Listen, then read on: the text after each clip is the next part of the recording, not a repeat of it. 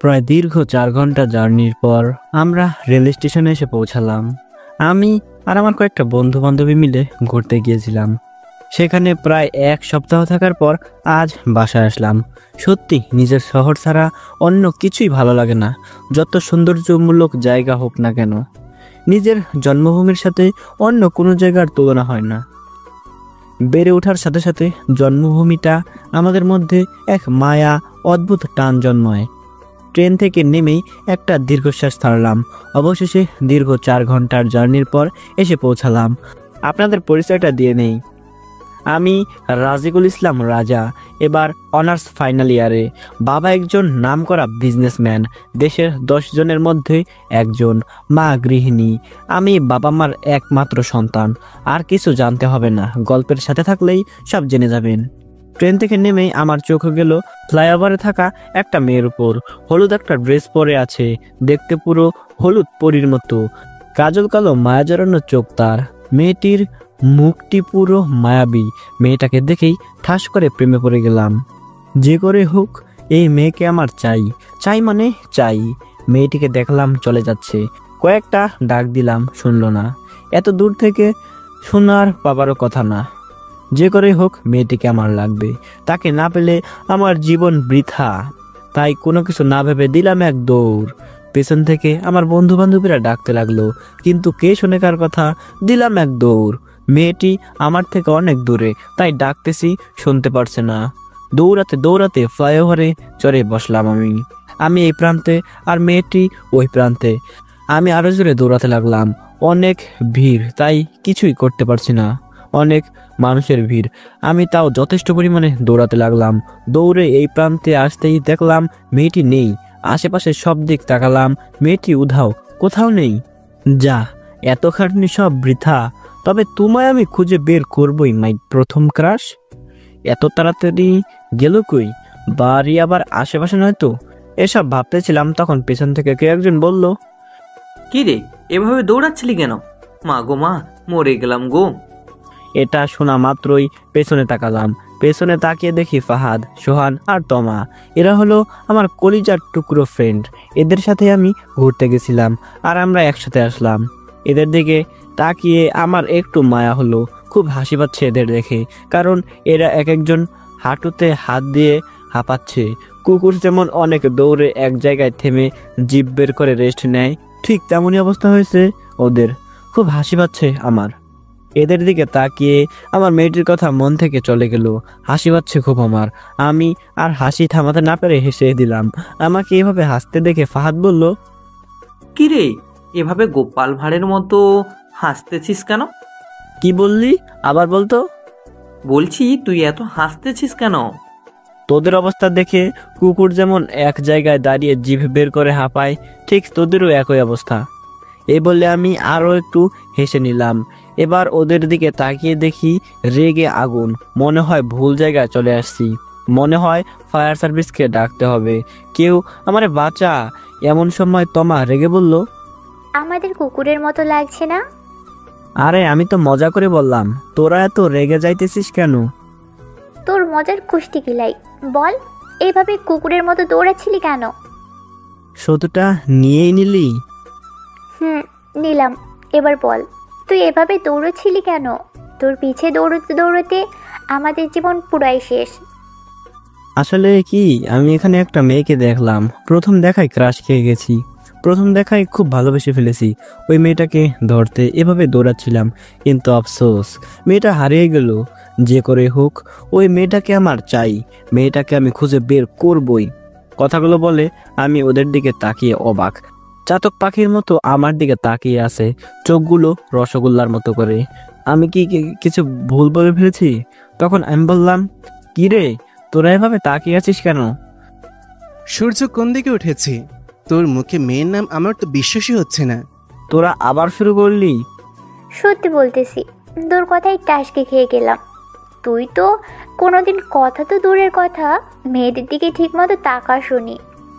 এত অবাক হওয়ার কি আছে? ভালোবাসা কোনখানে, কোথায়, কোন জায়গায়, কোন সময় জন্ম নেবে তা তো বলা যায় না। আমি প্রথম দেখায় ভালোবেসে ফেলেছি। তা অবশ্য ঠিক। তো সেই ভাগ্যবতী মেয়ের কি কোনো কিছু জানিস? তোদের তো বললাম এখনই হারিয়ে ফেললাম। তো এখন কি কি প্রেম না করেও ছ্যাঁকা খেয়ে গেলি নাকি? সেগা কেন খাবো? তো এখন কি করবি? না মেয়েটাকে চিনিস, না কিছু জানিস তার সম্পর্কে? তো কিভাবে খুঁজে বের করবি? আমার মনে হয় মেয়েটার বাড়ি আশেপাশে, কারণ এত তাড়াতাড়ি মেয়েটা গেল কই। এক কাজ করি, এখানে তো বেশি বাড়ি নেই, সব কয়টা বাড়িতে যাব, চল। ভাই তোর পা ধরি, এমনি 4 ঘন্টা জার্নি করে আমি শেষ। তার উপর এইগুলো করতে না কত মানুষের পিটানি খেতে হয় জানি না, আর রাতও হয়ে যাবে। তোরা সাথে চল, যা বলার আমি বলছি। আমায় ছেড়ে দে দোস্ত, তোর পায়ে ধরি। এমন একটা দেব না, আমার জন্য এইটুকু করতে পারবি না? চল। ঠিক আছে চল, মানুষের বাড়িতে যা বলার তুই বলবি। ঠিক আছে চল। না জানি কি আছে আজকে কপালে, চল। তমা তুই চলে যা, তুই মেয়ে মানুষ, আমাদের রাত হবে, এমনি সন্ধ্যা হয়ে আসছে। আরে না, চল, আমিও যাই। আমি ওদের মতো ভীতু না।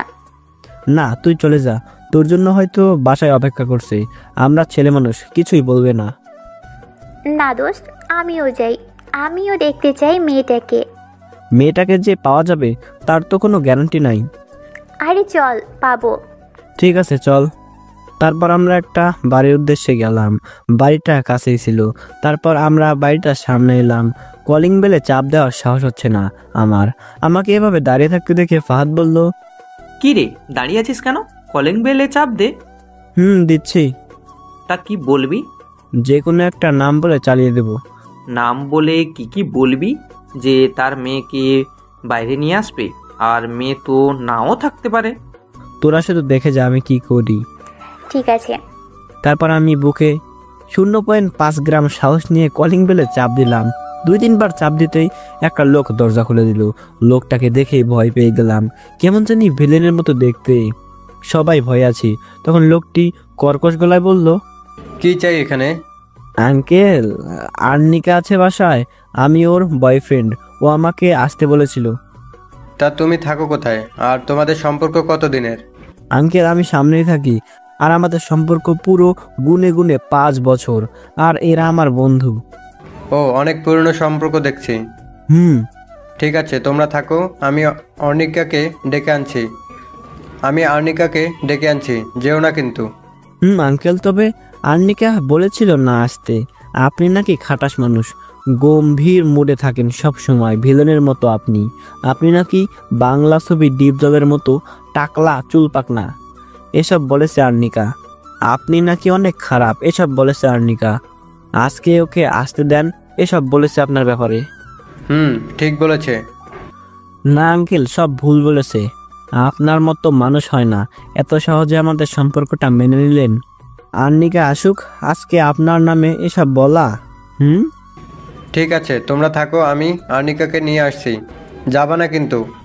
ঠিক আছে আঙ্কেল, আপনি নিয়ে আসুন, আমি আছি। তারপর লোকটি চলে গেল। আমার অনেক ভয় হচ্ছে, অনেক কথা বলে ফেলেছি।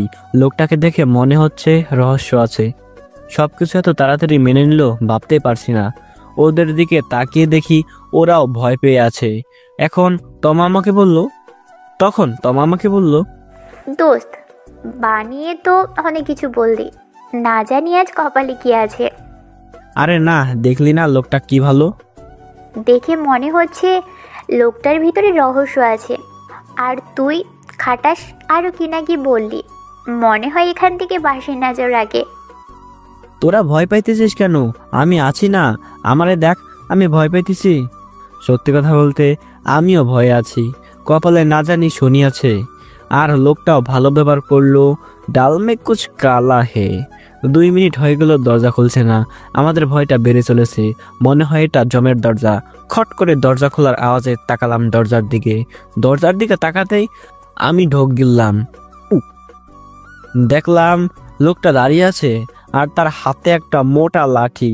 এটা দেখে আমি শেষ। পাশে তাকিয়ে দেখি ওরা 1 পা এগিয়ে রেখেছে দৌড় দেওয়ার জন্য। আমিও 1 পা এগিয়ে রাখলাম। তারপর লোকটিকে বললাম, আঙ্কেল, আর্নিকা কোথায়? এই যে আমার হাতে। এই আর্নিকা আজ তোমাদের পিঠ গরম করবে। আমার তো কোনো সন্তান নাই, আর তুই আর্নিকার বয়ফ্রেন্ড। আর কি বললি আমি খাটাস টাকলা? দাঁড়া, তোর আজ বেঁচে ফিরে যেতে পারবি না। পালা! সাথে সাথে আমরা তিনজনে দিলাম দৌড়। এক দৌড়ে প্রায় অনেকটা চলে আসছি। এসে একটা গলিতে লুকালাম। চারজনে মিলে হাঁপাতে লাগলাম। তখন ফাহাদ বলল, কিরে, আজ খুঁজবি?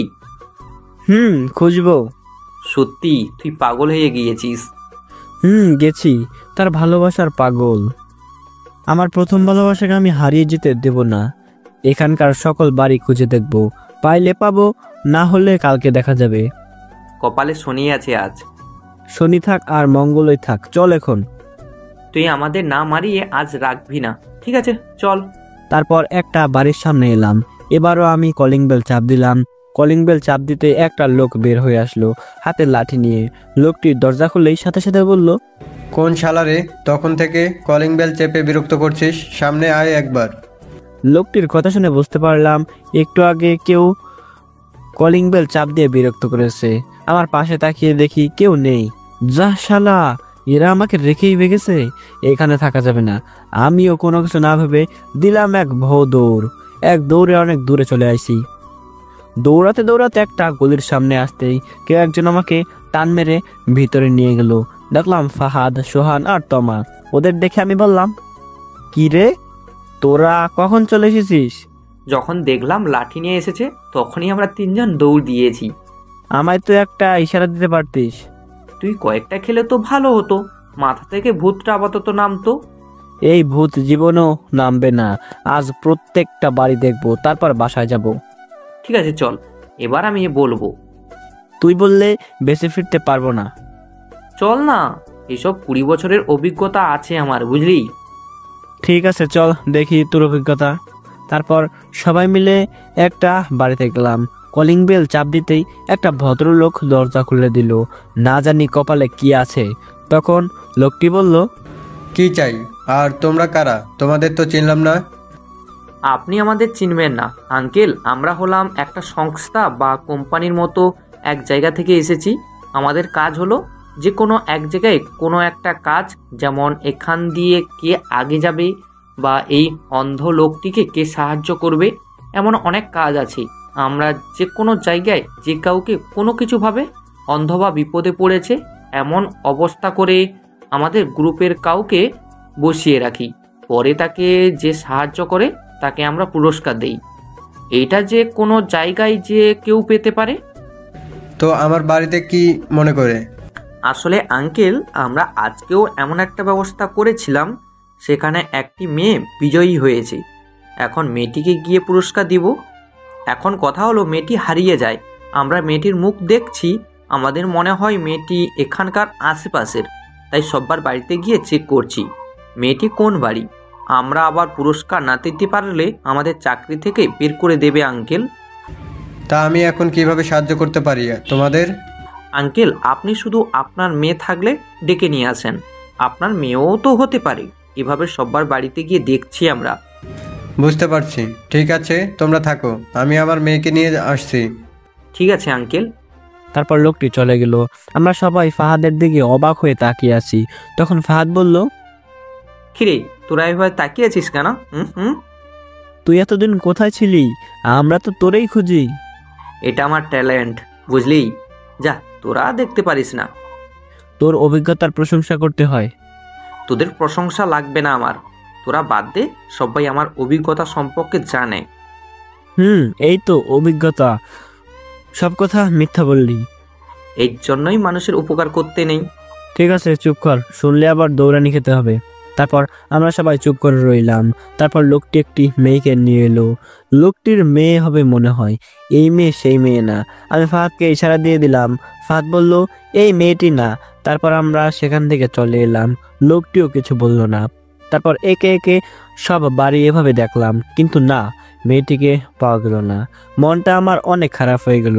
তবে তোমায় আমি ছাড়ছি না, খুঁজে বের করবই। একটু রাত হয়ে গেছে। আমরা সবাই একটা গাড়ি নিয়ে বাড়িতে আসতে লাগলাম। তখন তমা বলল, কি রে, এবার কি করবি? মেয়েটাকে তো পাওয়া গেল না, তুই ছ্যাঁকা খেয়ে গেলি অবশেষে। ছ্যাঁকা কেন খাবো? ছ্যাঁকা খাবে দুর্বলরা, যারা কিছুতেই কিছু করতে পারে না, কিছুই করার ক্ষমতা থাকে না। পাওয়া তো গেল না, এখন কি করবি? আগে বাসায় যাই, এখানে যেহেতু দেখছি না, তাহলে এখানে কোনো এক সময় দেখা পাবো, তাই রোজ এখানে আসবো আমি। একটা মেয়ের জন্য এত কষ্ট করবি, তাও আবার তার দেখা পাবি কিনা ঠিক নেই। এটা একটা পাগলামি মাত্র। পাগল হয়ে গেছি আমি তার জন্য। আমার তাকে চাই মানে চাই। সত্যি তোর বউ খুব লাকি হবে রে। আমার বউ না, বল সেই মেয়েটির। ওকে তো আমি খুঁজে বের করে বিয়ে করবই। সত্যি মেয়েটিকে পেলে ও লাকি হবে অনেক। এবার ঠিক আছে। তারপর আমরা নানা কথা বলতে বলতে বাসায় আসতে লাগলাম।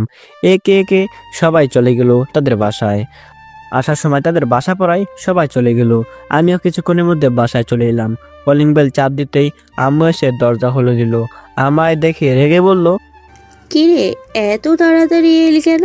আর একটু দেরি করে আসতে পারতিস, এত কম সময় লাগে জানতাম না। একটা কাজ ছিল তাই দেরি হয়ে গেছে। আগে তো বাসায় আসতে পারতি, জানিস কত টেনশনে ছিলাম আমি। আমি কি ছোট্ট বাচ্চা নাকি যে হারাই যাব? আর কল তো দিতে পারতে। তোর ফোনটা দেখ তো। আম্মুর কথায় ফোনটা বের করে দেখলাম প্রায় 30টা মিস কল দিয়েছে আম্মু। ফোনটা কখন যে সাইলেন্ট হয়ে গেছে বুঝতেই পারিনি। আসলে মামা নেই এমন, একটু বাইরে থাকলেই টেনশন করে। আমার ছেলের কিছু হয়ে গেল না তো, অ্যাক্সিডেন্ট করলো না তো, কিডন্যাপ হলো না তো, মায়েরা কি এমনি হয়? তখন আমি আম্মুকে বললাম, কখন যে সাইলেন্ট হয়ে গেছে বুঝতে পারিনি, সরি। তুই জানিস কখন থেকে টেনশনে আছি আমি। সরি বললাম তো। ঠিক আছে, যা ফ্রেশ হয়ে নে, তুই অনেক ক্লান্ত। আব্বু কোথায়? অফিস থেকে ফিরলি এখনো? ঠিক আছে, আমি ফ্রেশ হয়ে আসি। ঠিক আছে, যা। তারপর আমি রুমে চলে এলাম। রুমে এসে ফ্রেশ হয়ে নিলাম। তারপর বিছানায় শুয়ে পড়লাম, কারণ অনেক ক্লান্ত লাগছে। শুয়ে শুয়ে মেয়েটির কথা ভাবতে লাগলাম। কাজল কালো চোখ তার, দুধে আলতার মতো গায়ের রং তার, মুখটা তার প্রচণ্ড মায়াবী। মেয়েটির কথা ভেবে মুচকি একটা হাসি দিলাম। খুব ক্লান্ত থাকায় ঘুমানোর চেষ্টা করলাম। কখন যে ঘুমিয়ে পড়লাম কিছুই জানি না। ঘুম ভাঙলো আম্মুর ডাকে। আম্মু ডেকে দিয়ে চলে গেল। আমিও উঠে ফ্রেশ হয়ে নিচে এলাম। তাকিয়ে দেখি আম্মু আর আব্বু খাওয়ার টেবিলে বসে আছে। তখন আমিও তাদের সাথে যোগ দিলাম। তখন আব্বু বলল, কিরে, কেমন ঘুরলি? এই তো ভালোই। তা তোর পড়ালেখা কেমন চলছে? সেটা আবার কি, খায় না মাথায় দেয়? ফাজলামি বাদ দে, বল পড়ালেখার কি অবস্থা? চলছে ভালোই। ভালো হইলেই ভালো, রেজাল্ট না করতে পারলে অফিসে বসতে হবে, মনে আছে তো? তুমি সব সময় আমার অফিসের কথা কেন বলো তো? এইসব অফিস আমার ভালো লাগে না। তুমি তো বলনি ঘুরে এসে অফিসে বসবি। আর কয়েকটা দিন সময় দাও আমাকে, একটা কাজ আছে। ঠিক আছে, দিলাম। এবার কিন্তু না করতে পারবি না। ঠিক আছে। তারপর আমি খাওয়া দাওয়া করে রুমে চলে এলাম। রুমে এসে সোহান, ফাদ আর তোমার সাথে কিছু কথা বলে শুয়ে শুয়ে সেই মেয়েটির কথা ভাবতে লাগলাম। মেয়েটির কথা কেন জানি ভাবতে ভালো লাগে। তারপর মেয়েটির কথা ভাবতে ভাবতে কোনো এক সময় ঘুমিয়ে পড়লাম। সকাল সকাল কেউ কম্বল ধরে টানছে। ঘুমটা ভেঙে গেল, মাথা পুরাই গরম হয়ে গেল। এত সকালে কেউ ডাকে, শান্তিতে ঘুমাতেও দিবে না দেখছি। তখন আমি বললাম, এই কে রে? তোর চম, ঘুম থেকে ওঠ বলছি। ও আম্মু, সকাল সকাল কেন এমন করছো? একটু ঘুমাতে তো দিবে নাকি? কি, এখনো সকাল আছে? উঠ বলছি। আর একটু ঘুমিয়ে নেই, তারপর উঠছি। তুই উঠবি নাকি ঝাড়ুটা নিয়ে আসবো? কি করার করো, আমি এখন উঠতে পারবো না। ঠিক আছে, আমিও দেখাচ্ছি কিভাবে উঠাতে হয়। এই বলে আম্মু চলে গেল। পরিবেশ একদম ঠান্ডা। আমি শান্তি করে একটু ঘুমিয়ে নেই। জ্বর আসার মতো পরিবেশ, একদম নিস্তব্ধ। আমি চোখ বুজে ঘুমানোর চেষ্টা করলাম। এমন সময় ঠাস ঠাস করে 2টা বাড়ি পড়লো আমার গায়ে। লাফ মেরে বিছানা থেকে উঠলাম। তাকিয়ে দেখি আম্মু ঝাড়ু নিয়ে দাঁড়িয়ে আছে। যা, সত্যি সত্যি ঝাড়ু নিয়ে এসেছে। মা গো মা, পিঠটা এখনো ব্যথা করছে। তখন আম্মু আমার দিকে তাকিয়ে বলল, কিরে, আর ঘুমাবি না? সত্যি সত্যি তুমি ঝাড়ু নিয়ে এসেছো? তুই তো কথাই শুনিসনি, কত করে বললাম উঠে পড়, তুই তো কানেই নিসনি। তাই বলে এভাবে উঠাবে? এবার থেকে এইভাবেই ঘুম ভাঙাতে হবে তোর। এইটা ঠিক না। ঠিক বেঠিক আমি বুঝি না। ফ্রেশ হয়ে নে, নাস্তা করে শপিংয়ে যাব। আমার কিছু লাগবে না। তোর জন্য না, আমার কিছু কাপড় লাগবে। তো আব্বুকে নিয়ে যাও না। তোর আব্বু অফিসে, আসতে রাত হবে, তোকে নিয়ে যেতে বলছে। ঠিক আছে, ফ্রেশ হয়ে আসছি। তারপর আম্মু চলে গেল, আমি ফ্রেশ হয়ে নিচে আসলাম। তারপর নাস্তা করে আম্মুকে নিয়ে গাড়ি করে বেরিয়ে পড়লাম। ড্রাইভার নিলাম না, কারণ আমি গাড়ি নিয়ে বের হলে আমি চালাই। তারপর আম্মুকে নিয়ে শপিং মলে এলাম। আম্মু ভিতরে গেল, আমিও গাড়ি পার্ক করে শপিং মলে প্রবেশ করলাম। তারপর আম্মু প্রায় 1 ঘন্টা ধরে শপিং করলো, সাথে আমিও কিছু নিলাম। তারপর আম্মুকে নিয়ে বেরিয়ে পড়লাম। তারপর গাড়ি নিয়ে শপিং মলের অপোজিটে আসতেই চোখ গেল আমার গাড়ির গ্লাসে দেখলাম শপিং মল থেকে একটা মেয়ে বের হচ্ছে। আর এটা হলো আমার দেখা ফ্লাইওভারের সেই মেয়েটি, মানে আমার ক্রাশ। দেখলাম শপিং মল থেকে বেরিয়ে চলে যাচ্ছে। তখন আমি আম্মুকে বললাম, আম্মু তুমি একটু থাকো তো। কেন, এখন আবার কোথায় যাবে? তুমি গাড়িতেই থাকো, 5 মিনিট, আমি আসতেছি। আম্মুকে কোনো কথা বলার সুযোগ না দিয়ে গাড়ি থেকে নেমে পড়লাম। রাস্তায় অনেক গাড়ি যাতায়াত করছে। এখন মুশকিল হলো রাস্তাটা ক্রস করা। এদিকে মেয়েটিও চলে যাচ্ছে, আর এদিকে রাস্তায় শুধু গাড়ি যাতায়াত করছে। যে করেই হোক মেয়েটিকে আমার চাই, যত বিপজ্জনক হোক না কেন রাস্তাটা আমার ক্রস করতেই হবে। অনেক রিস্ক নিয়ে আমি রাস্তাটা ক্রস করতে লাগলাম। অনেক গাড়ি, আমি দেখে দেখে পার হচ্ছি। রাস্তাটার প্রায় শেষ প্রান্তে এসে পড়েছি। আমি পেছন দিকে তাকাচ্ছিলাম যে গাড়িটা আসতেছে নাকি। এমন সময় পেছন দিক থেকে একটা গাড়ি এসে ধাক্কা দিয়ে দিল। সাথে সাথে আমার পায়ের সাথে জোরে ধাক্কা খেলো। বুঝতে পারলাম মাথাটাতেও একটু চোট পেয়েছি, প্রচণ্ড ব্যথা করছে। তারপর কি হয়েছে আমার কিছুই মনে নেই। যখন চোখ খুললাম তখন নিজেকে হাসপাতালে আবিষ্কার করলাম। দেখলাম আম্মু কাঁদছে আর আব্বু সান্ত্বনা দিচ্ছে। সোহান, ফাহাদ আর তমা আছে দেখছি। আমার যে জ্ঞান ফিরেছে তাদের কোনো হুঁশ নেই। নিজের দিকে তাকিয়ে দেখি মাথায় ব্যান্ডেজ, মাথাটা হালকা ব্যথা করছে, ডান পায়ে ব্যান্ডেজ। আম্মু কেঁদেই চলেছে আর আব্বু সান্ত্বনা দিচ্ছে। আম্মুর থামার কোনো নামই নেই। আমার যে জ্ঞান ফিরেছে এদের কোনো হুঁশ নেই। তখন আমি বললাম, আমার যে জ্ঞান ফিরেছে সেদিকে কি কারো হুঁশ আছে? আমার ডাকে সবাই আমার দিকে তাকালো, দেখলো যে আমার জ্ঞান ফিরেছে। সবার মুখে হাসি ফুটলো। তখন আম্মু দৌড়ে এসে আমায় সারা মুখে চুমু দিতে লাগলো। মনে হয় 3 বছরের বাচ্চা আমি। তখন আমি বললাম, কি হলো, চুমু খাচ্ছ কেন? আমি 3 মাসের বাচ্চা না।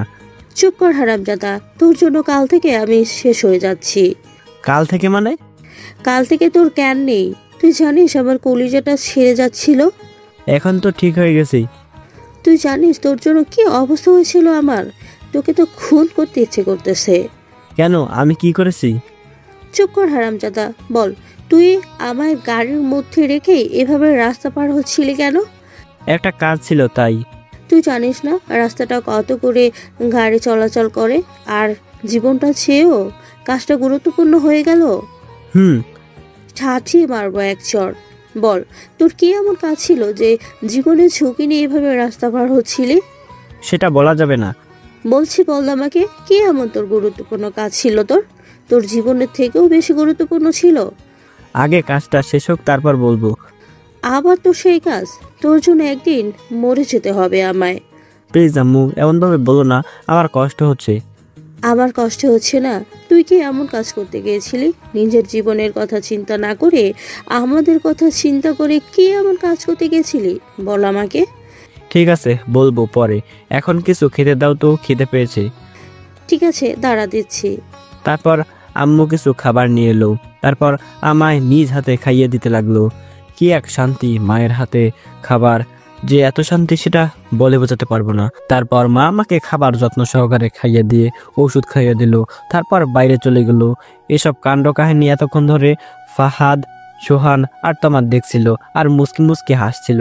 আম্মু বাইরে যাওয়ার পর তমা আমাকে বলল, সত্যি আন্টি তোকে অনেক ভালোবাসে রে। তুই জানিস আন্টির কি অবস্থা হয়েছিল কাল থেকে শুধু কেঁদেই চলেছে, কিছু খাবার মুখে দেয়নি। আমরা অনেক বোঝানোর চেষ্টা করেছি কিন্তু কিছুই লাভ হয়নি। সত্যিই তোকে অনেক ভালোবাসে রে। জানি, তোদের বলতে হবে না। একটা সত্যি কথা বলতো, তোর কি এমন কাজ ছিল যে নিজের জীবনের ঝুঁকি নিয়ে তুই এরকম কাজ করেছিস? সত্যি বলবো না মিথ্যা? মজা করিস আমাদের সাথে? একদম সত্যি বলবি, মিথ্যা বললে তুই আজ শেষ। আসলে কালকে আমি শপিং মল থেকে বেরিয়ে যখন আম্মু আর আমি চলে আসতেছিলাম তখন গাড়ির গ্লাসে লক্ষ্য করে দেখলাম আমার দেখা সেই ওভারব্রিজের সেই মেয়েটি শপিং মল থেকে বেরিয়ে চলে যাচ্ছে। তাই আমি তার কাছে যাওয়ার জন্য রাস্তাটা ক্রস হচ্ছিলাম। রাস্তাটা প্রায় ক্রস হয়ে গেছিলামই, তখন একটা গাড়ি এসে ধাক্কা দিল। তারপর থেকে তোরা সব কিছু জানিস, আমি আর কিছুই জানি না। একটা মেয়ের জন্য তুই নিজের জীবন দিয়ে দিচ্ছিস? এটা তো পাগলামি একটা। আমার ভালোবাসার পাগলামি। ওকে আমার জীবনে প্রয়োজন, মানে প্রয়োজন। তাকে না পেলে আমার এই জীবন বৃথা। সত্যি তুই পারিসও বটে। একটা মেয়ের জন্য তুই আর কি না কি করবি। সত্যিই তোর ভালোবাসার নাম করতে হয়। আচ্ছা, তোরা একটা কাজ করতে পারবি? কি কাজ? RAMC শপিং কমপ্লেক্সে গিয়ে সিসিটিভি ফুটেজ জোগাড় করতে পারবি? যেখান দিয়ে মানুষ যাতায়াত করে সেখানকার ফুটেজটা লাগবে। মেয়েটি শপিং মলের ভিতরে থেকে এসেছিল, তার মানে মেয়েটির ছবি পাওয়া যাবে। দেখ, তুই আগে সুস্থ হ, তারপর কি করার করিস। আমার সুস্থ হতে অনেক দিন। তুই যা গিয়ে ফুটেজটা নিয়ে আয় কালকের। যদি টাকা চাই, যত টাকা লাগে দিবি। আমার কালকের ফুটেজটা চাই মানে চাই। সত্যি তুই একটা পাগল ছাড়া আর কিছুই না। তুই একটু বোঝার চেষ্টা কর। আমি কিছুই বুঝতে চাই না। তুই যাবি কিনা বল। ঠিক আছে, যাচ্ছি। সোহান, তুই আমার সাথে আয়, আর তোমা তুই এখানে থাক। ঠিক আছে, তোরা যা। তারপর সোহান আর ফাহাদ চলে গেল। তমা আমার সাথে রয়ে গেল। তমা আমাকে বলল, আচ্ছা, তুই যে মেয়েটার জন্য এত কিছু করছিস, তুই যে মেয়েটাকে এত ভালোবাসিস, মেয়েটা যদি তোকে ফিরিয়ে দেয়? আমার বিশ্বাস আমায় ফিরিয়ে দেবে না। বিশ্বাস দিয়ে তো কাজ নেই। যদি বয়ফ্রেন্ড থাকে বা তোকে মেনে না নেয়? এমন কথা বলিস না প্লিজ। আচ্ছা, ধর তোকে মেয়েটা মেনে নিল না, তখন তুই কি করবি? তুই যে মেয়েটার জন্য এত কিছু করলি। আমার বিশ্বাস এটা জীবনও হবে না, আর হলেও সেটা পরে দেখা যাবে। ঠিক আছে, দেখি তুই কি করতে পারিস। আর মেয়েটাকেও দেখি, কে এই মেয়ে যে তোকে পাগল করে দিয়েছে। দেখে নিস, বিয়ে করলে এই মেয়েটাকে করব। মেয়েটাকে না পেলে আমি কি করব আমি নিজে জানি না। সত্যি তুই একটা সাইকো। আমি সাইকো, এই মেয়েটির জন্য সাইকো। তমা আর কিছুই বলল না। ও জানে যে আমাকে আর কিছুই বলে লাভ হবে না। তমা আর আমি গল্প করতে লাগলাম। প্রায় 1 ঘন্টা পর ফাহাদ আর সোহান এলো। ওদের মুখটা ফ্যাকাশে হয়ে গেছে। তখন আমি বললাম, কিরে পাইছিস ফুটেজ? না রে, অনেক চেষ্টা করেও দেয়নি। কি বললি দেয়নি? ওটা আমার চাই মানে চাই। আরে রেগে যাচ্ছিস কেন? তোকে তো মজা করে বললাম ফুটেজ পেয়েছি। ঠিক আছে, চালু করে দেখ। তারপর ফাহাদ ফুটেজের রিলটা সেট করে দিয়ে চালাতে লাগলো। ওরা আমার দিকে তাকাচ্ছে আর আমি ভিডিওটির দিকে তাকিয়ে দেখছি শুধু। আমার ক্রাশ যাচ্ছে নাকি। এভাবে দেখতে দেখতে প্রায় 20 মিনিট চলে গেল। আমার ক্রাশকে দেখলাম না। ওরা সবাই বসে আছে মাথায় হাত দিয়ে বিরক্ত হয়ে। এভাবে প্রায় আরও 10 মিনিট গেল। 10 মিনিট পর দেখলাম আমার ক্রাশের মতো কেউ যাচ্ছে, মুখটা ভালোভাবে দেখা যাচ্ছে না। তখন আমি ফাহাদকে বললাম, ফাহাদ একটু ব্যাক কর তো। ঠিক আছে, করছি।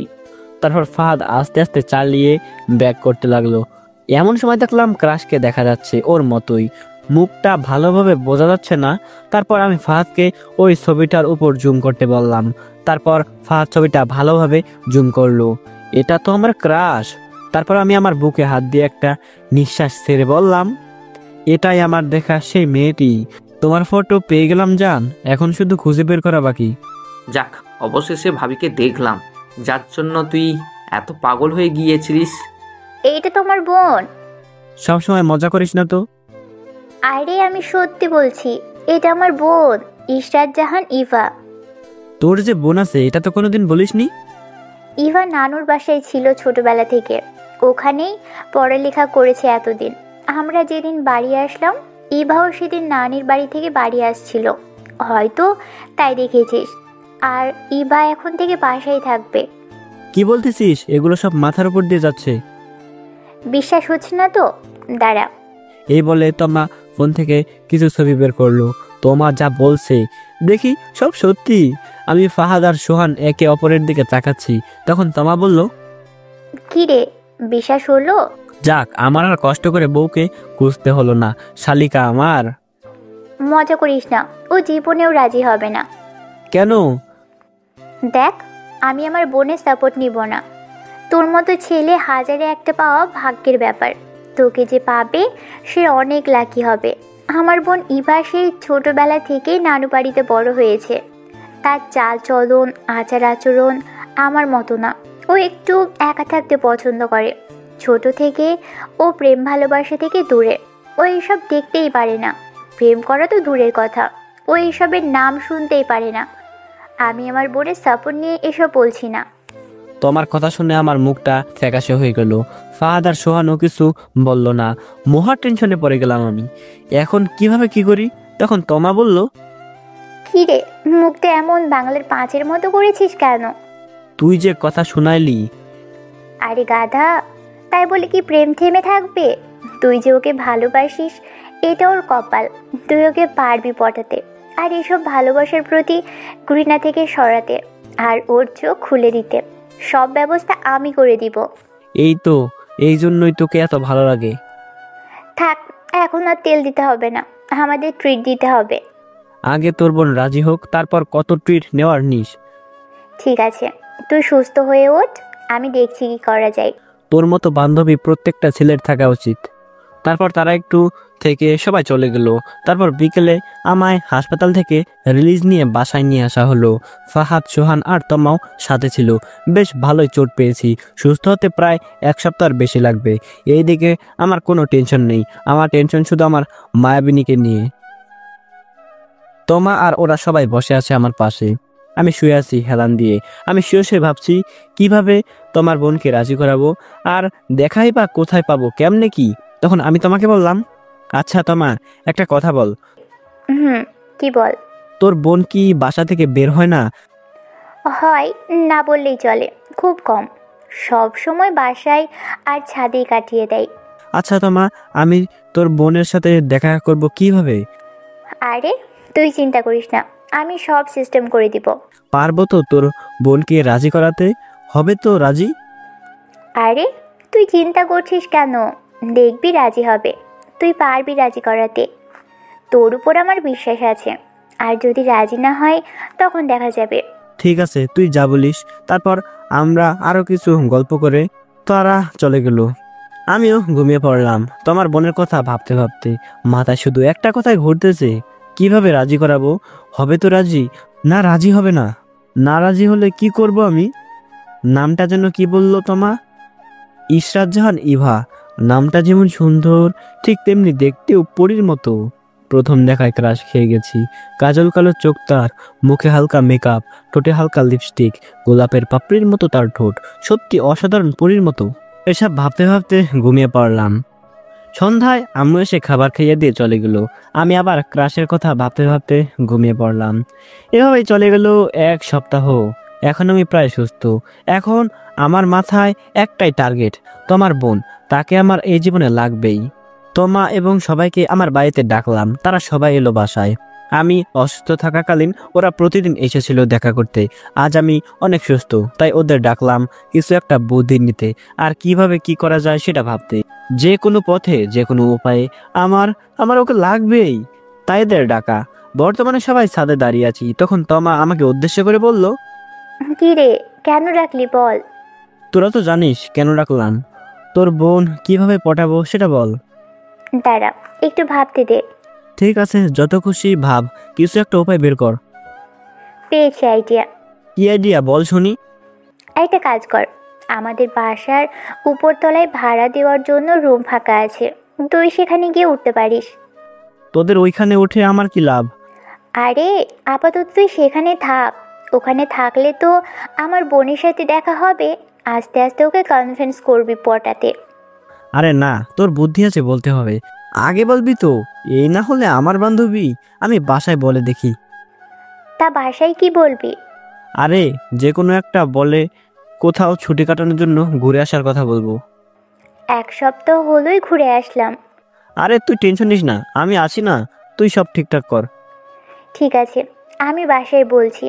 তবে বাসায় বলতে পারবো না যে এটা আমার বন্ধু। কেন কেন?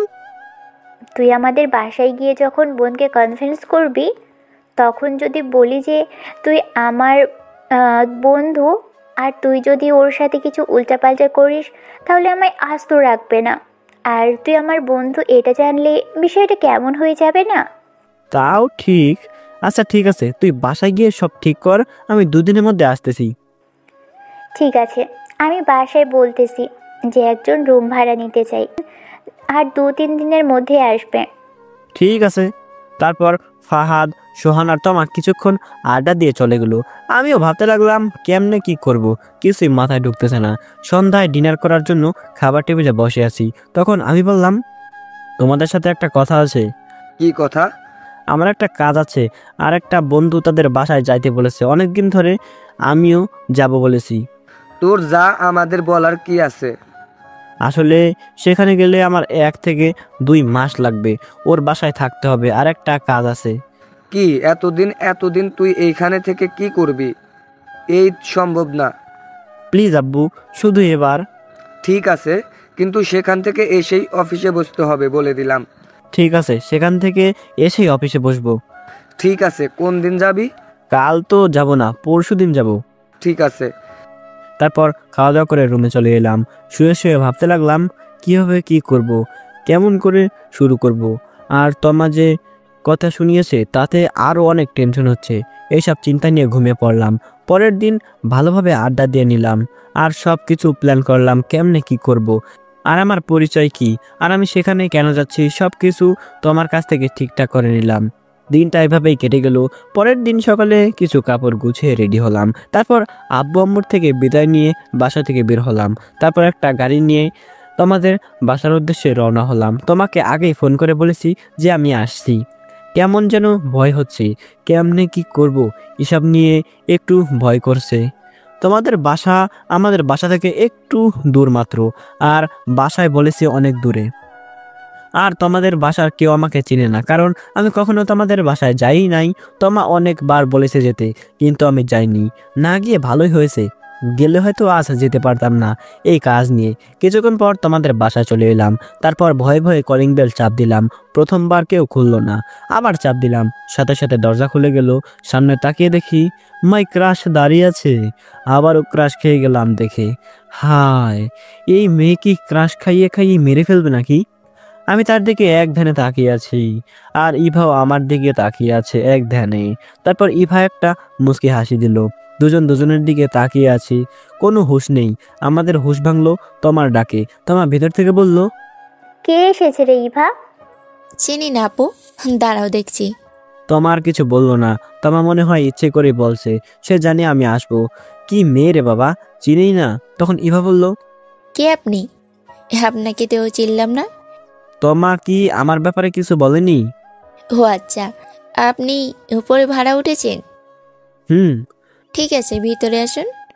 তারপর আমি ভিতরে গেলাম। বাড়িটা সুন্দর, তবে আমাদের বাড়ির থেকে একটু কম। ভিতরে গিয়ে দেখলাম তোমা সোফায় বসে বসে টিভি দেখছে। তোমা আমায় দেখে বলল, আরে আপনি?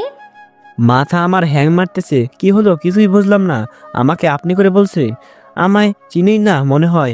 যেখানে তুই ছাড়া আর কিছুই বলেনি।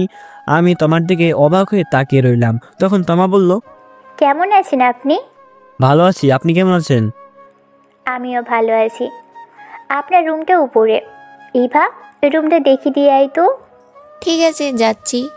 আঙ্কেল আন্টি কই, ওনাদের দেখছি না। আব্বু আম্মু একটু বাইরে গেছে। ও। তারপর ইভা উপরে যেতে লাগলো, আমিও উপরে যেতে লাগলাম।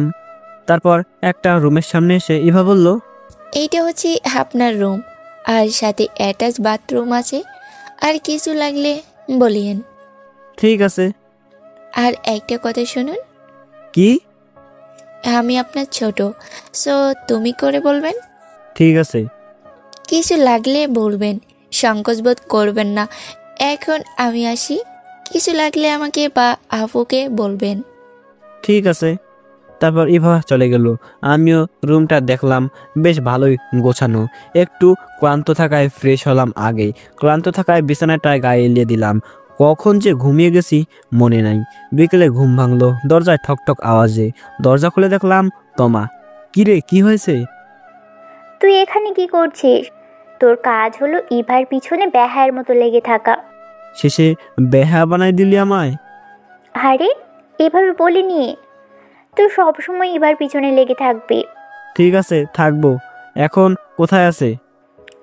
ছাদে আছে, যা। আর আব্বু আম্মু বাসায় এসেছে, ছাদে যাওয়ার আগে আব্বু আম্মুর সাথে দেখা করে যাস। ঠিক আছে, যাচ্ছি। তারপর আমি নিচে এসে তোমার আব্বা আম্মার সাথে পরিচয় হয়ে ছাদে চলে এলাম। তাকিয়ে দেখি ফোন চাপতেছে ইভা।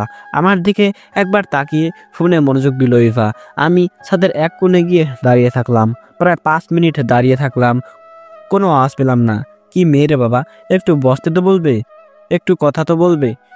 ঠিক বোনের মতো, যেমন লাউ তেমন কদু। ফোন চাপতেছে আর একটু পর পর আমার দিকে তাকাচ্ছে। তখন আমি বললাম, কি করছেন? দেখতেই তো পাচ্ছেন ফোন চাপতেছি। কারোর সাথে কথা বলতেছেন নাকি?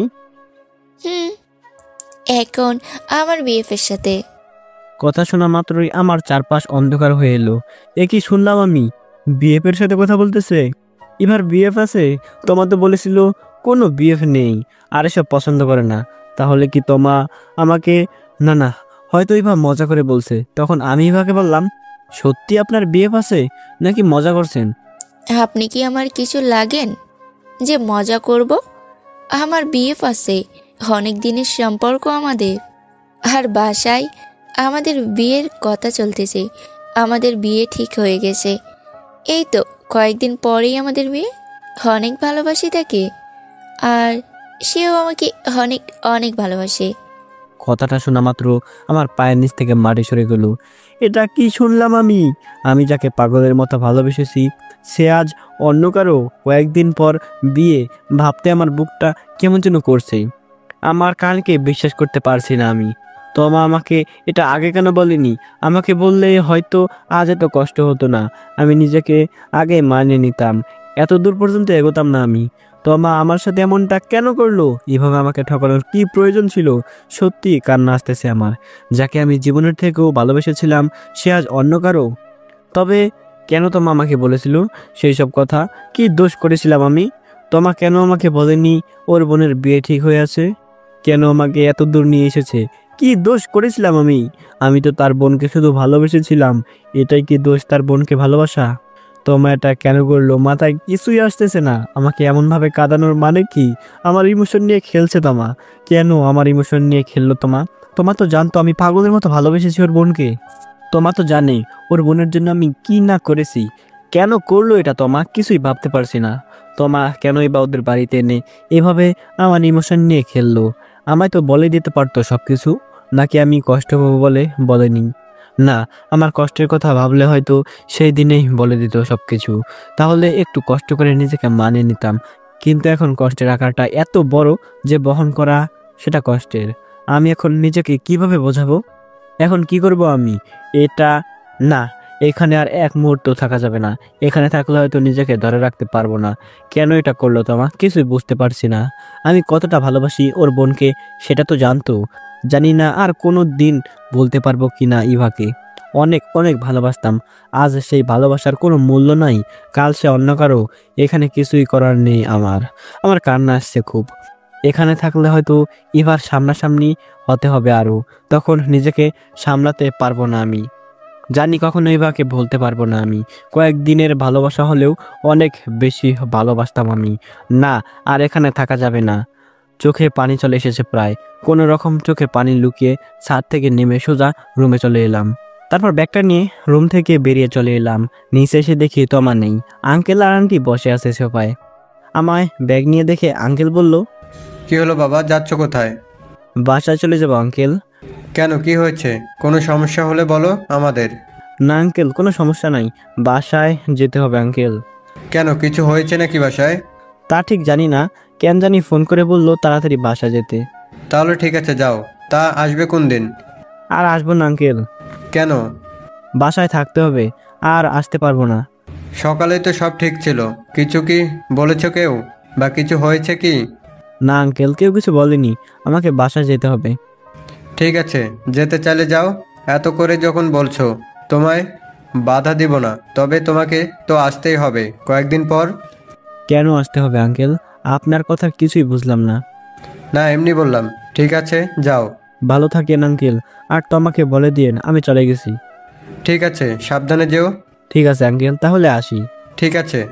তারপর তোমাদের বাসা থেকে বেরিয়ে একটা গাড়ি নিয়ে বাসার উদ্দেশ্যে রওনা হলাম। গাড়িতে বসে ভাবতে লাগলাম একটু আগের ঘটে যাওয়া ঘটনাগুলো। কিছুক্ষণের মধ্যে বাসায় চলে এলাম। কলিং বেল চাপ দিতেই আম্মু এসে দরজা খুলে দিল। তারপর অবাক হয়ে জিজ্ঞেস করলো, কিরে চলে এলি? ভালো লাগতেছিল না।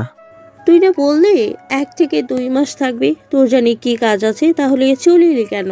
চলে এসেছি তো কি ভুল করেছি? খুশি হওনি নাকি? আমি বাইরে থাকলে কি শান্তি পাও? বলো চলে যাই, আর আসবো না। আম্মু আর কিছু বললো না আমার রাগ দেখে। দরজায় একপাশে গিয়ে দাঁড়িয়ে গেল। আমি ভেতরে চলে এলাম। এমনি আমার মনের অবস্থা ভালো না, তাই মাথা গরম হয়ে আছে, পুরাই চেত্তা গেছি। আম্মু জানে আমি রেগে বা কিছু হলে এরকম রেগে যাই, তাই আম্মু কিছু বললো না। সোজা রুমে এসে দরজা ঠাস করে বন্ধ করে দিলাম। তারপর ব্যাগ ছুঁড়ে মেরে বিছানায় শুয়ে পড়লাম। খুব কান্না পাচ্ছে আমার। মানুষ বলে কান্না করলে নাকি একটু মন হালকা হয়। আমিও শুয়ে শুয়ে কাঁদতে লাগলাম। কিছুক্ষণ পর ওয়াশরুমে গিয়ে ফ্রেশ হয়ে আসলাম। তারপর রুম থেকে বের হয়ে দেখলাম আব্বু আর আম্মু সোফায় বসে আছে। এবার একটা জিনিস মিসিং। যখন আমি রেগে থাকি বা মন খারাপ থাকে, তখন আম্মু আর আব্বু আমাকে অনেক কনভিন্স করে। আজ তা করছে না, মনে হচ্ছে কিছুই হয়নি।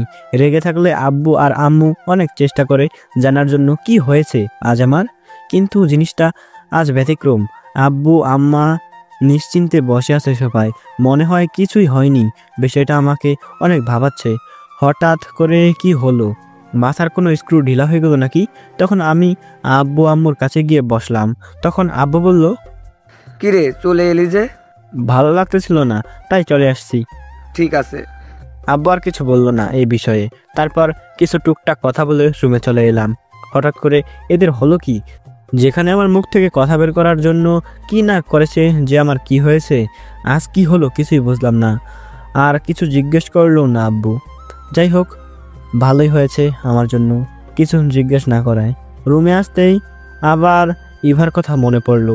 মনটা অনেক খারাপ হয়ে গেল। না, ইভাকে যে করে হোক আমায় বলে থাকতে হবে। তার জন্য বর্তমানে আমার অন্য কিছুতে মন দিতে হবে। একটা জিনিস আমার মাথায় ঢুকলো না, তোমায় এটা আমার সাথে কেন করলো? এতে কি লাভ ওর? ও তো আমার ভালো একটা বন্ধু। ও কেন আমার সাথে এমন করবে? নাকি ওর বোনকে ভালোবাসি বলে এমনটা করছে? কিছুই ভাবতে পারছি না আমি। এদিকে তোমার দেওয়া প্রতারণা, আর এদিকে ভালোবাসা হারানোর ব্যথা, সবকিছুই আমার বুকটাকে দুমড়ে মুচড়ে শেষ করে দিচ্ছে। আজ ইভা অন্য কারো, যে করে হোক তাকে বলতে হবে আমার। ইভা আমার না পাওয়া এক ভালোবাসা, আমার ভালোবাসাটা একতরফা, তাই এটার কোনো মানেই হয় না। কিন্তু আমি ইভাকে বলে থাকতে পারছি না। ইভাকে বলতে হলে আমাকে কাজের মধ্যে ডুবে থাকতে হবে। তার জন্য অফিসে বসতে হবে আমায়। এক ঢিলে দুই পাখি মারতে পারবো আমি। একদিকে অফিসের কাজ করব, আর একদিকে ইভাকে বলে থাকতে পারবো। পারবো কি ইভাকে বলে থাকতে? আমি তো ওকে অনেক ভালোবাসি, যে ভালোবাসা ভোলার জন্য নয়। কয়েকদিন তাকে দেখে অনেক ভালোবেসে ফেলেছি আমি তাকে। না জানি না বলতে পারবো কি না তাকে, তবে তাকে যে ভুলতে হবে। তাকে না ভুলতে পারলে যে আমি প্রতিনিয়ত কষ্ট পেয়ে যাব। আমার তাকে ভুলতেই হবে। তাকে ভোলা কি এতটাই সহজ হবে? না, তাকে ভোলা এতটাই সহজ হবে না আমার। তবুও তাকে ভুলতে হবে। ক্রমশ বেলা ফুরিয়ে সন্ধ্যা হয়ে গেল। তারপর আম্মু ডেকে নিয়ে গেল ডিনার করার জন্য। তারপর ডিনার করতে করতে বললাম আমি, আব্বু কাল থেকে আমি অফিসে বসবো। কি বললি? আবার বলতো, শুনতে পাইনি। আবার শুরু করলে? বললাম আমি কাল থেকে অফিসে বসবো। এটা কি তুই নাকি ভূত ধরছে? অনেক তো ঘুরে বেড়ালাম, আর তোমায় কথা দিয়েছিলাম যে ঘুরে সেই অফিসে বসবো। সেখান থেকে চলে এসেছি, তাই ভাবছি অফিসে বসবো। নিজের ইচ্ছাই বলেছিস নাকি অন্য কোনো কারণে? সব কথাতে তোমরা অন্য কিছু ভাবো কেন? একটু অফিসে বসতে চাইছি, এতেও তোমাদের অন্য কিছু মনে হচ্ছে? ঠিক আছে, বসবই না। রাগ করতেছিস কেন? আমি তো এমনিই বললাম। ঠিক আছে, কাল থেকে তুই অফিসে যাবি। আমি কয়েকটা দিন রেস্ট নেই। ঠিক আছে। তারপর ডিনার করে রুমে চলে এলাম। রুমে এসে গেমস খেলতে লাগলাম। আমার যখন মন খারাপ হয় তখন গেম খেলি আমি, না হলে আবার ইভার কথা মনে পড়ে যাবে। তাই গেমস খেলতে লাগলাম। গেমস খেলাতেও শান্তি নাই দেখছি। কেবল খেলতে শুরু করলাম, এমন সময় কে যেন ফোন করে উঠলো। রাগ উঠে গেল আমার। তাকিয়ে দেখি স্ক্রিনে তোমার নামটা ভাসছে। এটা দেখে আরও রেগে গেলাম, তাই ফোনটা কেটে দিলাম। আবার ফোন দিল, আবারও কেটে দিলাম আমি। আবার ফোন দিল, বিরক্ত হয়ে ফোনটা ধরলাম আমি। ফোনটা রিসিভ করতে তোমা বলল, কি রে, ফোনটা কেটে দিচ্ছিস কেন? আর বাসা থেকে চলে গেলি কেন? সেটা তো তুই ভালো জানিস। আমি ভালো জানবো মানে? তুই এটা আমার সাথে কেন করলি? কি করেছি আমি? এখন বলছিস কি করেছি আমি? তুই এইটা আমার সাথে না করলেও পারতি। আরে করেছি কি সেটা তো বলবি। এখনো না জানার ভান করছিস? তুই জানিস আমি তোর বোনকে কতটা ভালোবাসি। কেন তুই এটা আমার সাথে করলি? আমি কিন্তু রেগে যাচ্ছি। আমি কি করেছি সেটা তো বলবি। তুই তো জানিস আমি তোর বোনের জন্য কি না করছি, কতটা ভালোবাসি তোর বোনকে, সেটা তুই জানিস। তুই কেন আমাকে বললি যে তোর বোন প্রেম ভালোবাসা পছন্দ করে না, আর তোদের বাড়িতে গিয়ে তোর বোনকে কনভিন্স করতে? তুই কেন এটা আমার সাথে করলি? আমাকে এভাবে কষ্ট দিয়ে তোর কি লাভ ছিল? কষ্ট পেয়েছি আমি, অনেক কষ্ট পেয়েছি আমি। এবার তুই খুশি তো? পরিষ্কার করে বল তো সব কি হয়েছে। আমি কিছুই বুঝতে পারছি না।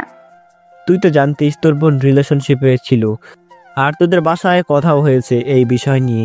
তাদের নাকি বিয়েও ঠিক হয়ে যাচ্ছে। তুই আমাকে এটা বলতে পারতি যে তোর বোনের বিয়ে ঠিক হয়ে গেছে আর ও অন্য একজনকে ভালোবাসে, তাহলে হয়তো আমি এত দূর এগোতাম না আর এত কষ্ট পেতাম না। তুই কেন এইসব বললি? কষ্ট দেওয়ার জন্য তো কষ্ট পেয়েছি আমি অনেক। কি দরকার ছিল তোদের বাসায় নিয়ে গিয়ে এভাবে কষ্ট দেওয়ার? এমনি বললেই তো হয়ে যেত।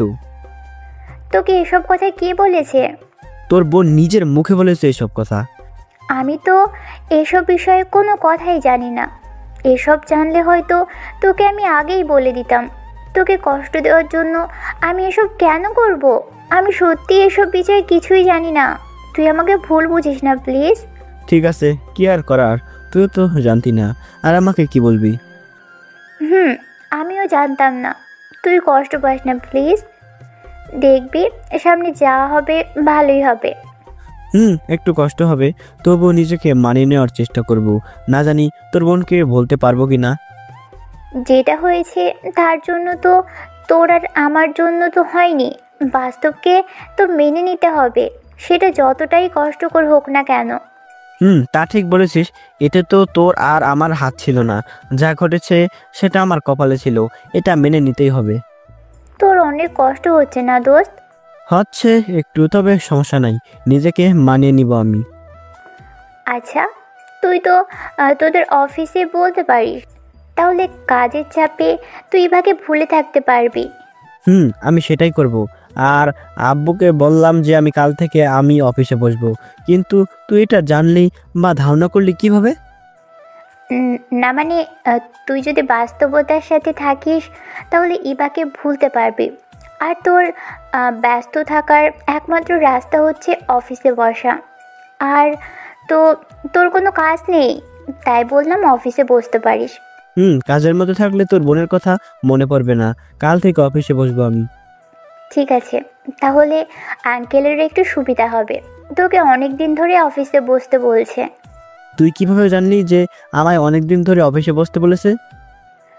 না মানে তুই তো বলছিলি একদিন যে আঙ্কেল তোকে অফিসে বসতে বলেছে, কিন্তু তুই বসবি না। বলছিলাম হয়তো।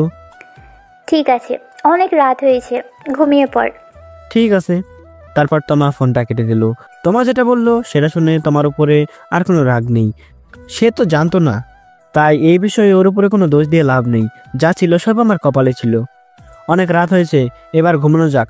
ঘুমানোর জন্য প্রস্তুতি নিচ্ছি, তখন আবার ফোনটা বেজে উঠলো। তাকিয়ে দেখি আননোন নাম্বার। অনেক রাত হয়েছে, এবার ঘুমানো যাক। ঘুমানোর জন্য প্রস্তুতি নিচ্ছি, তখন আবার ফোনটা বেজে উঠলো। তাকিয়ে দেখি আননোন নাম্বার। আমি আবার আননোন কোনো নাম্বার রিসিভ করি না, তাই কেটে দিলাম। 2-3 বার কেটে দিলাম, কিন্তু থামছেই না, ফোন দিতেই আসে। বিরক্ত হয়ে নাম্বারটা ব্লক লিস্টে ফেলে দিলাম। পরের দিন সকাল সকাল ঘুম থেকে উঠলাম, তারপর একটু হাঁটাহাঁটি করলাম। এতদিন সকালে ঘুম থেকে না উঠে মিস করেছি সকালে সূর্য ওঠার দৃশ্যটা। তারপর ফ্রেশ হয়ে নাস্তা করে আব্বুর সাথে অফিসে আসলাম। তারপর আব্বুর কাছে সব কিছু দেখিয়ে নিলাম। বেশি সমস্যা হয়নি, কারণ আমি আগেই প্রতিদিন অফিসে আসতাম আর সব কাজ সম্পর্কে ধারণা আছে আমার, তাই প্রথম দিন কিছু সমস্যা হলো না। অফিস শেষ করে রাত 8টায় বাসায় আসলাম। তারপর ডিনার করে রুমে চলে আসলাম। রুমে এসে আবার ইভার কথা মনে পড়ে গেল। অফিসের কাজের চাপে ইভার কথা মনে পড়েনি একবারও, কিন্তু শুধুমাত্র বাসায় আসলাম, সাথে সাথে ইভার কথা মনে পড়ে গেল। তারপর বন্ধুদের সাথে কথা বললাম, সবার সাথে কথা বলে তারপর ঘুমিয়ে পড়লাম। কিন্তু ঘুম আসছে না, শুধু ইভার কথা মনে পড়ছে। তারপর ঘুমানোর চেষ্টা করলাম। ইভার কথা ভাবতে ভাবতে কখন যে ঘুমিয়ে গেলাম মনেই নাই। এভাবে কেটে গেল কয়েকদিন। দিনে অফিসের কাজে ডুবে থাকি, ইভার কথা মনে পড়ে না, কিন্তু রাত হয়ে আসলেই আমি এবার কথা মনে করে কেঁদে উঠি। আমি পারছি না তাকে বলে যেতে। প্রতিদিন রাতে আমি তার কথা মনে করে মন খারাপ হয় আমার। তাকে যতদিন ভুলে যেতে চেষ্টা করেছি সে ততদিনে আমার মনে আসছে। আমি পারছি না ভুলে যেতে তাকে, যে অসম্ভব ভালোবেসে ফেলেছি আমি। আমার মনকে বুঝিয়েও ব্যর্থ আমি। কি করে আমি তাকে ভুলে যাই? তাকে যে খুব ভালোবাসতাম আমি। হয়তো আজ সে অন্য কারো হয়ে গেছে, সারা জীবনের জন্য হয়তো হবে। এভাবেই কেটে গেল 1 সপ্তাহের মতো। দিনে তাকে ভুলে থাকি আর রাতে তাকে না পাওয়ার আফসোসে কাঁদি। এই ভাবতেই চলছে দিন।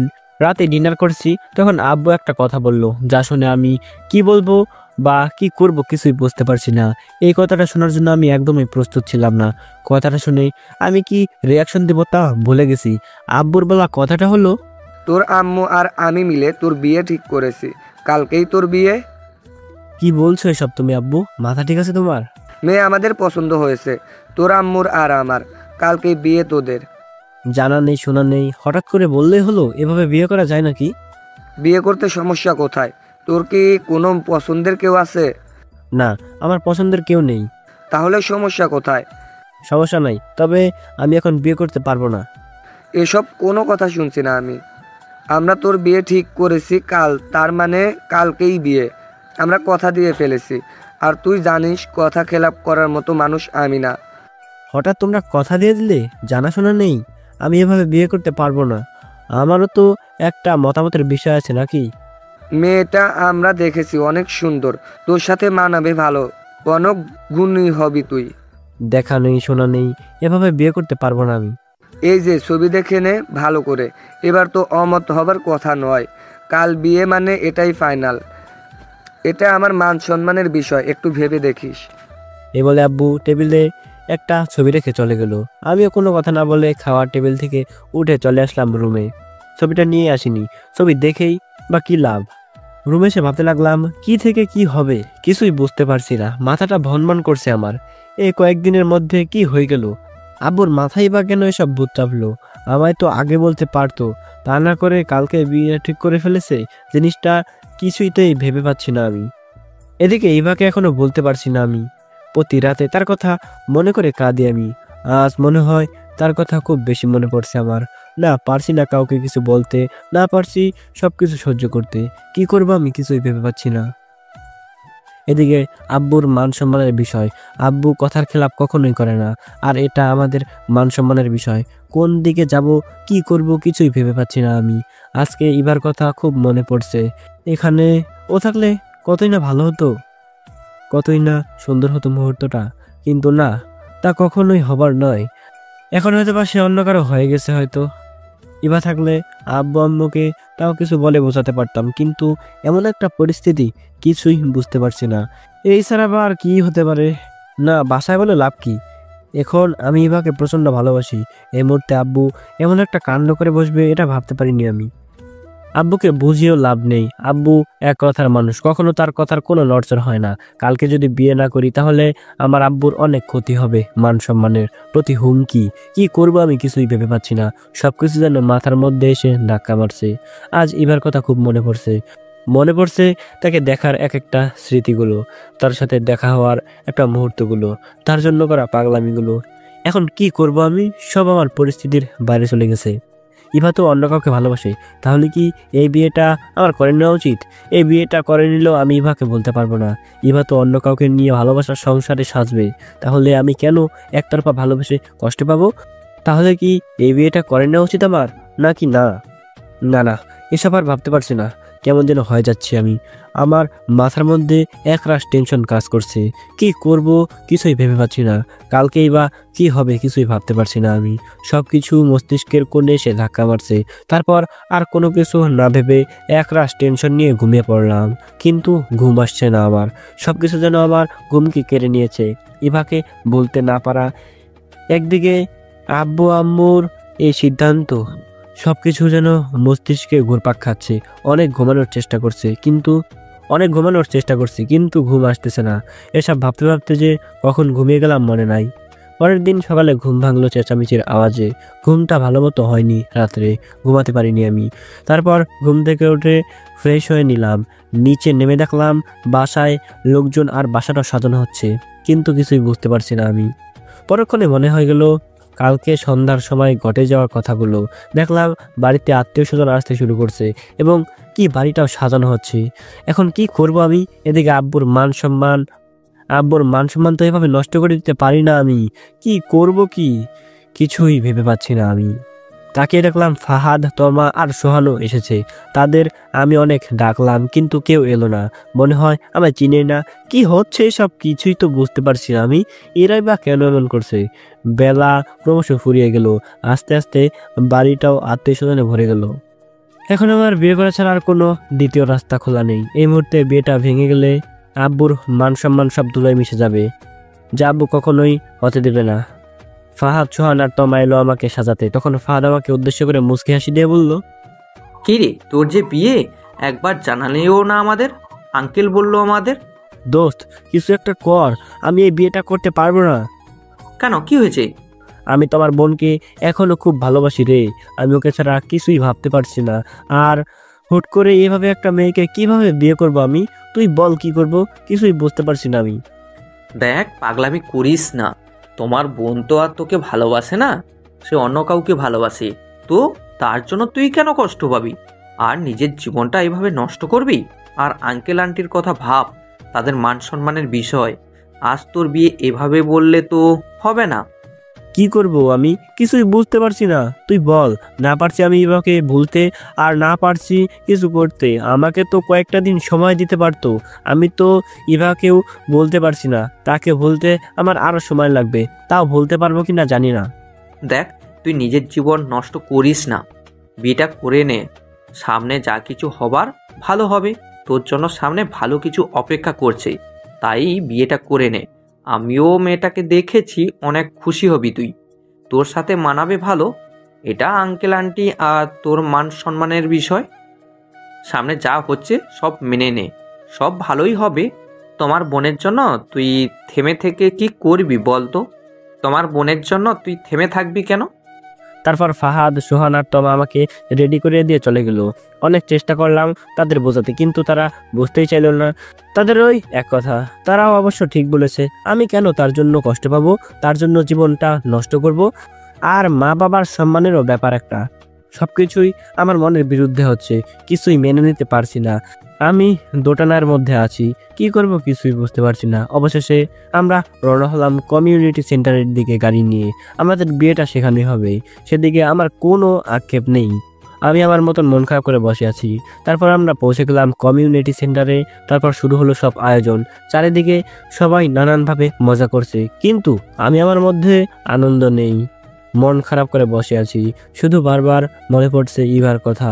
তারপর আস্তে আস্তে ক্রমশ সব কার্যক্রম হয়ে গেল, মানে আমাদের বিয়েটাও মিটে গেল। কিন্তু সেদিকে আমার কোনো আক্ষেপ নেই। বিয়ে বাড়িতে কে এসেছে সেটাও দেখিনি আমি।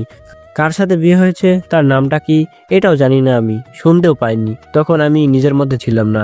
আমার মনটা ছিল ইভার কাছে। প্রত্যেকটা স্মৃতি মনে পড়তেছিল। আশেপাশে কি হয়েছে, কে এসেছে, কিছুই জানি না আমি। তারপর বিয়ের সব কার্যক্রম শেষ হয়ে গেল। তারপর বউ নিয়ে বাড়ির উদ্দেশ্যে রওনা হলাম আমরা।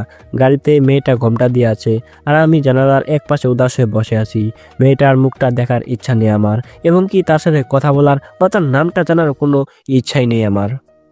শুধু ভাবতে লাগলাম জাস্ট কয়েকটা দিন আমার জীবনে পুরো মোড় ঘুরিয়ে দিল। কোথা থেকে কোথায় চলে এলাম আমি, কি থেকে কি হয়ে গেল, কাকে ভালোবাসতাম আর কাকে বিয়ে করলাম, অচেনা একজনকে বিয়ে করে নিয়ে চলে গেলাম। ভাবতেও কেমন জানি লাগছে। তারপর আমরা বাসায় চলে এলাম। আসার সময় পুরোটা রাস্তায় শুধু ইবার কথা ভেবেছি আর মনকে বুঝিয়েছি, তার কথা ভেবে কি লাভ, সব শেষ হয়ে গেছে। সে তো আমায় ভালোবাসে না, সে তো অন্য কারো। তার জন্য আমি কেন কষ্ট পাবো, আর কেনই বা এই মেয়েটাকে কষ্ট দেব? কিন্তু এসব কথা নিজের মনকে বোঝাতে ব্যর্থ হচ্ছি আমি। বারবার শুধু তার কথাই আমার মুখটায় আমার সামনে ভাসতেছে। মেয়েটাকে নিয়ে এসে আমার রুমে বসানো হলো, আর আমি চলে এলাম ছাদে।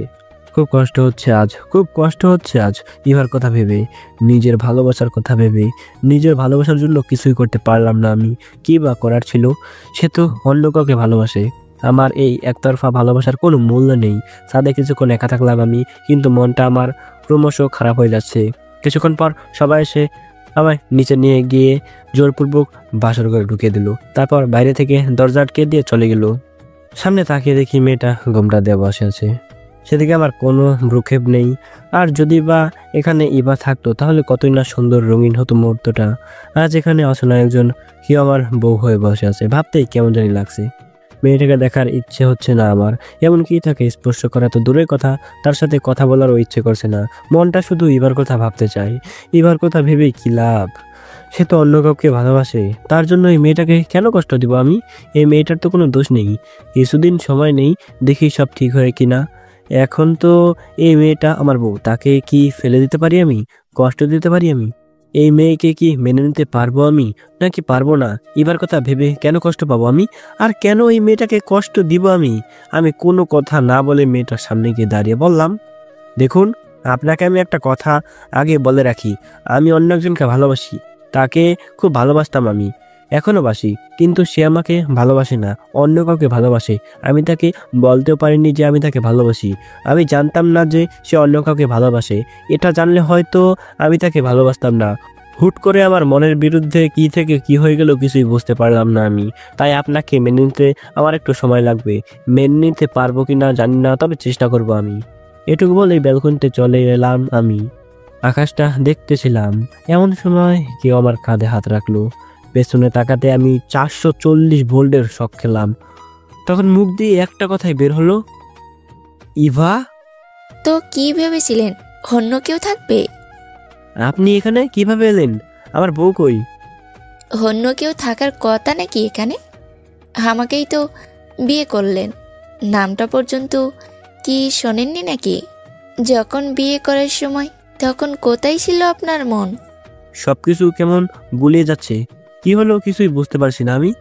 আপনি এখানে কিভাবে এলেন? আর আপনি তো অন্য একজনকে ভালোবাসতেন, তাহলে আমার সাথে বিয়ে কিভাবে হলো? কিছুই বুঝতে পারছি না আমি। আপনি এখানে কিভাবে এলেন? আর আপনাকেই বা কখন বিয়ে করলাম? আর আপনি বা রাজি হলেন?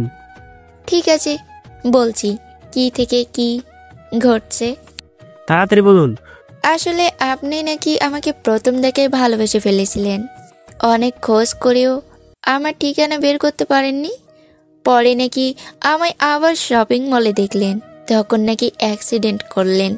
আর এসব কথা তমা আপুকে বলতেছিলেন। আপনি যখন হসপিটালে এসব কথা তমা আপু আর আপনার বন্ধুদেরকে বলতেছিলেন, তখন নাকি আপনার আব্বু আম্মু সব শুনেছিল।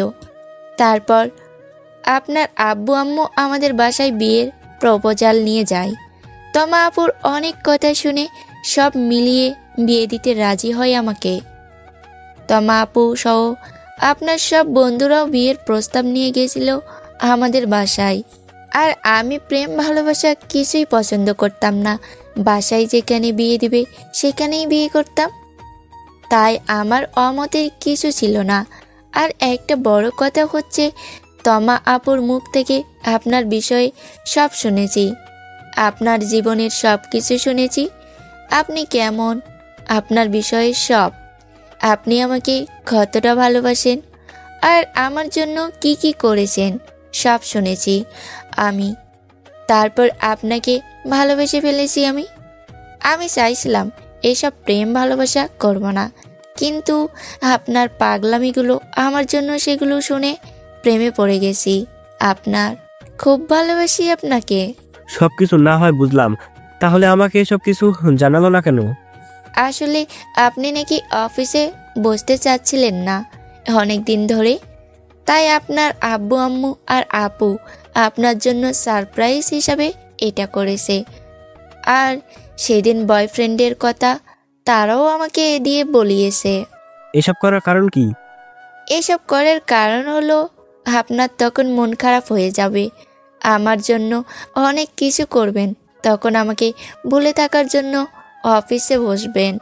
এটাই চেয়েছিল আপনার আব্বু আম্মু, আর এটাই হয়েছে। আর আপনাকে আমার পরিবার আর আমি দেখতে চেয়েছিলাম। তাই তমা আপু প্ল্যান করে আপনাকে আমাদের বাসায় নিয়ে গেছিল। তারপর আমি আবার আপনাকে এখানে চেকা দিয়ে ব্যাকা করে দিলাম। প্ল্যানটা ভালো ছিল না? তোমার ভালো প্ল্যান, তোমার ভালো প্ল্যানের জন্য আমার কয়েকদিন অনেক কষ্ট হয়েছে, রোজ রাতে কান্না করতাম আমি তোমার জন্য, বুকটা ছিঁড়ে ছারখার হয়ে যাচ্ছিল আমার। কিন্তু কি করব বলো, তুমি তো নাকি অন্য কাউকে ভালোবাসতে। এটা শোনার পর আমার ভেতরটা পড়ে গিয়েছে। অনেক অনেক অনেক কষ্ট পেয়েছি আমি, যা তোমাকে বলে বোঝাতে পারবো না। তোমায় যে খুব ভালোবাসি আমি। আমিও আপনাকে খুব ভালোবেসে ফেলেছি। আমি জানতাম না আপনি আমায় এতটা ভালোবাসেন, আর আমার জন্য বাসর রাতে এসে এভাবে বলছেন। সত্যি ভাগ্যবান, আমি আপনার মতো একজনকে পেয়েছি। আমি জানতাম না আপনি এতটা কষ্ট পাবেন। এত কষ্ট পাবেন জানলে হয়তো এটা করতাম না। এখন কোনো কষ্ট নেই আমার, সব কষ্ট দূর হয়ে গেছে। একটা কথা মাথায় ঢুকছে না, এরা কি আমার পরিবার লোক নাকি অন্য কিছু? কি থেকে কি করলো আমার সাথে, শুধু অফিসে বসানোর জন্য? আচ্ছা, এসব বাদ দিন। যা হয়েছে ভালোর জন্যই তো হয়েছে, না হলে আপনি আবার অফিসে বসতেন না। তা অবশ্য ঠিক, যা হয়েছে ভালোর জন্যই হয়েছে। তোমাকে তো পেলাম, আর কোনো আফসোস নেই আমার। না কোনো কষ্ট, না কোনো অভিমান, না কোনো রাগ, শুধু তোমায় পেয়ে সেটাই অনেক। তোমায় পেলে আর জীবনে কিছুই চাইনি আমি। আমি আপনাকে পেয়ে খুব খুশি। অনেক অনেক ভালোবাসি আপনাকে, আর এতটা কষ্ট দেওয়ার জন্য সরি। এত সহজে তোমায় মাফ করবো না। কষ্ট যখন দিয়েছো এর শাস্তি তো তোমায় পেতেই হবে জান পাখি। শাস্তি মানে? কি শাস্তি? দাঁড়াও দেখাচ্ছি। এই বলে আমি এবার ঠোঁট দুটি টহল করে নিলাম। কি এক অদ্ভুত ফিলিংস। আমার এমন কাজে প্রথমেই বা ঘাবড়ে গেল, পরক্ষণেই নিজেকে সামলে নিয়ে রেসপন্স দিতে শুরু করলো। তারপর আমরা হারিয়ে গেলাম ভালোবাসার এক অজানা গন্তব্যে। সমাপ্ত। এই গল্পটা এখানে রেখে দিলাম। আবার দেখা হবে, কথা হবে নতুন কোনো গল্প নিয়ে। সে পর্যন্ত ভালো থাকবেন, সুস্থ থাকবেন। আল্লাহ হাফেজ। আর হ্যাঁ, চ্যানেলটিকে অবশ্যই সাবস্ক্রাইব করে পাশে থাকবেন এবং ভিডিওতে একটি লাইক দিতে তো ভুলবেনই না আশা করি। তো আই হোপ গল্পটা ভালো লাগছে। তো দেখা হচ্ছে পরবর্তী ভিডিওতে। ততক্ষণ সময় ভালো থাকবেন, সুস্থ থাকবেন। আল্লাহ হাফেজ।